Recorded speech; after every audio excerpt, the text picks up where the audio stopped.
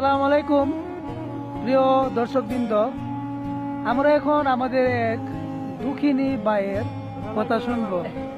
সে প্রবাস জীবনে অনেক দুঃখী ভাই, ওনার ব্যক্তিগত লাইফের অনেক কষ্ট আছে ভাই। আপনারা শুনলে আপনাদের মনে অনেক কষ্ট হবে, এমনকি চোখ দিয়ে পানিও আসতে পারে। আচ্ছা ভাই, আপনারা শুনেন আমার এই সেই কষ্টের দুঃখী ভাইয়ের কথা। আচ্ছা, উনি সেই কষ্টগুলা ওনার মুখে উচ্চারণ করতে চাই না, কারণ উনি যদি ওনার কষ্টগুলো বলতে চাই তাহলে উনি অজুরে কান্না করে দেয়। এখন আমরা শুনবো ওনার পাশে ওনার রুমমেট এবং ওনার বেড সাইডের একজন ভাইয়ের কাছে। উনি ওনার সব কিছুই জানতে পারেন, ওনার যা কিছু আছে সব কিছু উনি জানেন। সালাম আলাইকুম। হ্যাঁ পলাশ ভাই।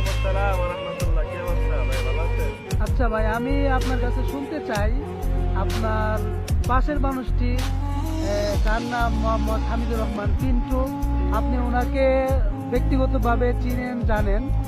উনি সৌদি আরব আসছে প্রায় 3 থেকে 4 বছর হয়ে গেছে, এটাও আপনি জানেন।